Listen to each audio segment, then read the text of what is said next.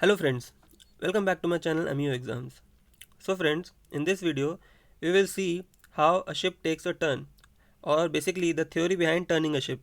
So if you think that the rudder turns the ship, then that is a misconception because the size of the rudder is so small in comparison to the ship, it alone cannot turn the ship. So basically there has to be some mechanism or some process which is taking place, or some phenomena which is taking place, so that the because with the help of this small rudder we can turn the huge large ship. So let's see the mechanism or the whole process of turning the ship. So friends, if you have not watched my previous video which was on the lift and the drag forces which are produced on the hydrofoil or rudder hydrofoil, so please do watch that video before watching this video, because that will really help you to understand this video, because in that video I have talked about lift and the drag forces which are produced onto the rudder hydrofoils. So now let's see how the ship uh, is turned with the help of rudder. So basically the motion of the ship in water is mainly governed by the propeller thrust, the hydrodynamic and the inertia forces due to water which is acting onto the hull. Now when the rudder is in neutral position, that is at midship, then that rudder angle configuration is said to be dynamically stable, and the ship will be moving in a straight line. So straight line, as we all know, that a circle with the infinity center of radius will be a straight line. So uh, the ship will be moving in a straight line, and the rate of turn will also be zero when the rudder angle is or the when rudder is at midship, and the ship will be called dynamically stable. But when we suppose turn the rudder towards the starboard side from midship, then the water will start flowing around the rudder, and at that very moment lift and the drag forces will be produced onto the rudder, and the thing or the it will become dynamically unstable.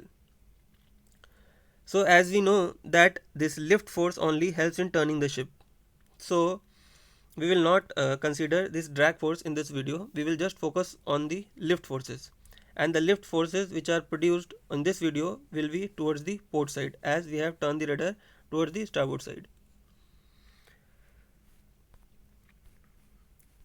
Now during maneuver, when the this lift force which is produced, as we can see over here, this is the lift force which is produced onto the rudder, will be in transverse direction, and this basically will give ship a sway velocity towards the port side. So basically this will give ship a sway velocity towards the port side, but this velocity will be negligible, and this will also produce a turning moment about the center of gravity of the ship.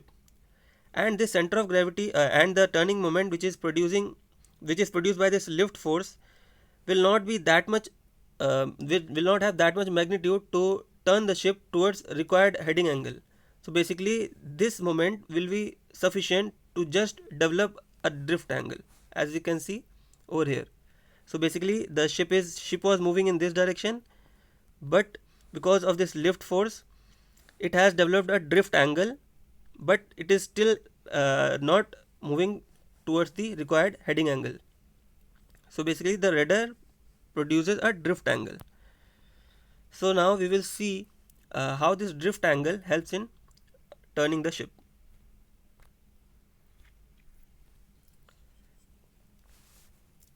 So this drift angle which is produced will introduce sway velocity and the surge velocity, as we can see over here. So the ship is still moving in this direction, so we can divide this in two components. This is the surge velocity of this component, and this is the sway velocity. So this surge velocity we will not take into consideration, as this is not helping in turning the ship, but we will see the sway velocity which is basically helping the ship to take a turn. So this sway velocity basically moves the ship towards the port side, and when it does so, it exerts a force on the water particles that are onto the port side.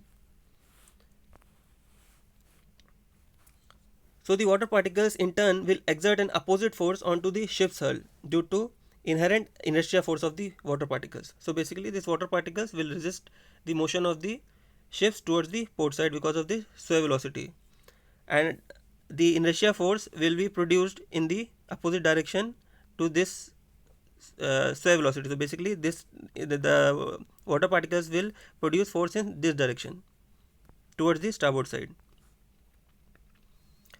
So this inertia forces, if we see the overall picture, then we will see that the inertia forces will be produced onto the aft side, and inertia forces will be produced onto the port side because of these water particles.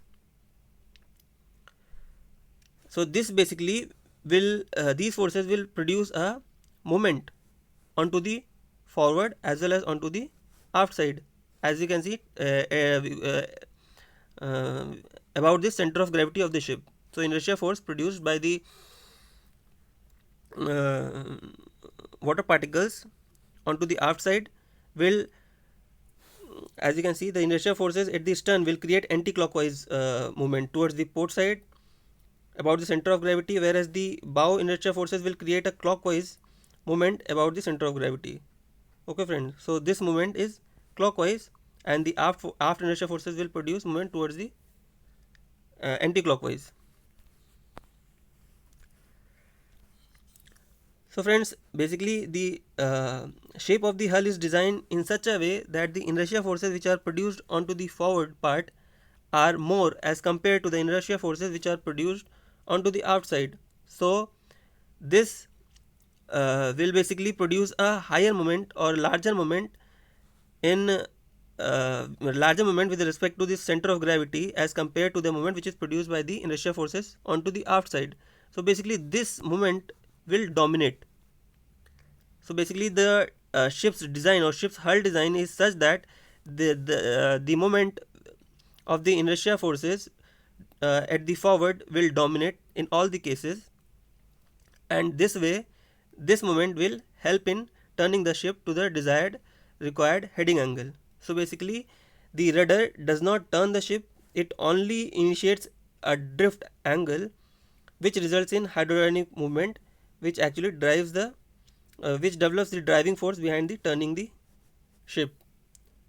So hope you have understood this friends, that the rudder basically just develops this drift force and this drift angle angle, and this drift angle basically helps in turning the ship, because this rudder, which is very small, this is having just 2% area of the ship's projected area or the emerged projected area of the ship.